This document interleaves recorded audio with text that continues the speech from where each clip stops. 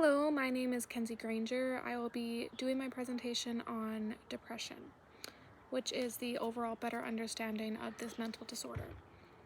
So I will be reading off my PowerPoint presentation. I will periodically look at my screen just to read off the information that I will be presenting.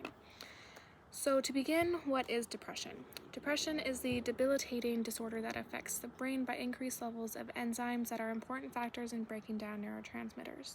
This results in low levels of serotonin, dopamine, and norepinephrine. Who is affected by depression?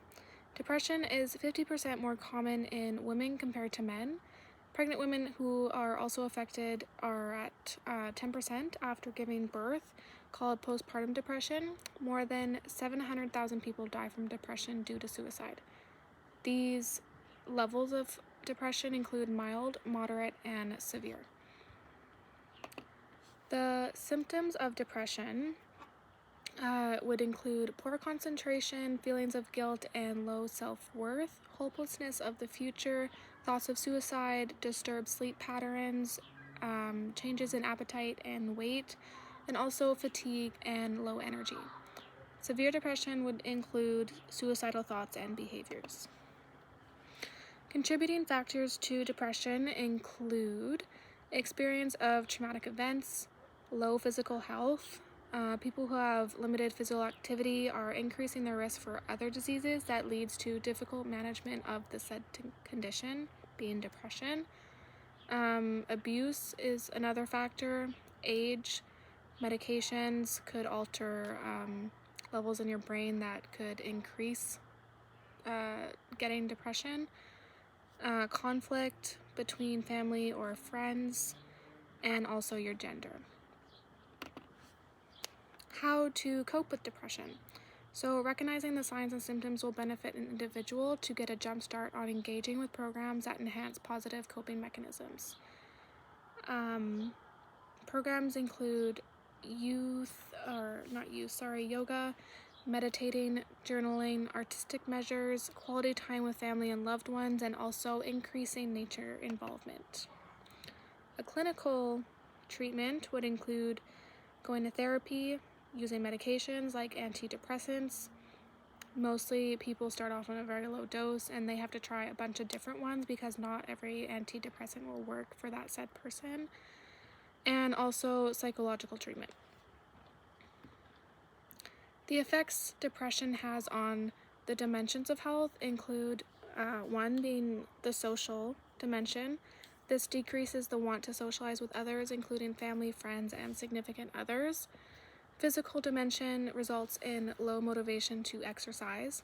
Spiritual dimension will have a sense of disconnect with faith and higher power. Occupational dimension, most struggle to maintain a job due to lack of motivation to move.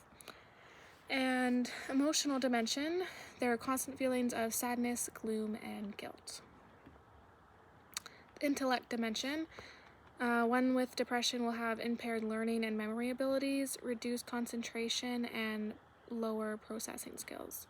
Environmental dimension includes natural disasters, losses, and trauma. So demographic data with depression includes 3.8% of the population, that's at 280 million. 5% of those are adults. 5.7% are older adults above 60 years old. And ethnic groups affected by depression are Hispanics are at 10.8%, African Americans are at 8.9%, and Caucasians are at 7.8%. So why are ethnic groups are affected by this mental disorder? That is because factors of socio-demographical characteristics, which include race, age, gender, and housing. Economic resources, including healthcare, financial, education, and housing resources. The financial cost burden of depression includes economic financial cost. So in Canada, the yearly financial burden cost to the economy is $32.3 billion. This all includes visits to the clinic, medication costs, and supportive programs for depression.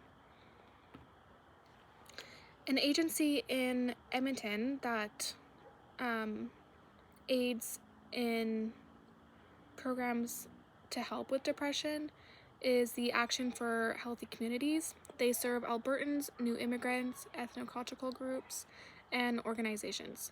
They are a registered charitable organization, and their biggest mission is to build an individual's well-being. They are located on 133rd Street, Unit 100. The support that they offer are 1. Clinics. They offer phone and video therapy, which are free and confidential.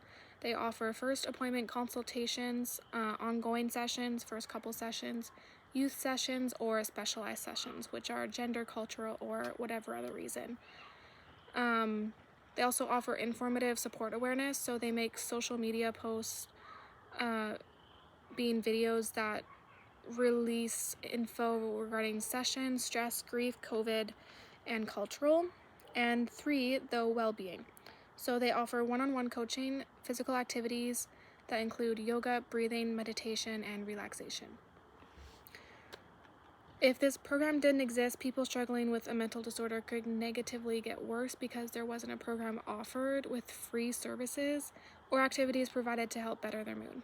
For the program to get better, they could offer everyday services rather than only being open weekdays 9 to 5.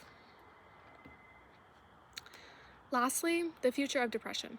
So treatments that have been effective and ineffective have been established with the hope that this won't be the top 3 known mental disorders, but the only thing is there hasn't been a breakthrough in a cure. Studies have shown that the prevalence of lifetime experience of this mental disorder was 15.7%. Females were 20.6%, and they were 2 times higher than men, being at 11%. From the year 2005 to 2050, the expected increase of depression disorder will be 35% among adults. That's 33.9 to 45.8 million people. Adults above 65 years old will have a higher increase than the younger population, with expectation of 117% versus only 25%. So in conclusion, 46 million adults above 18 years and older will be diagnosed with depressive disorder by the year 2050. And that is the end of this video. I hope it was very informative, and thank you for watching.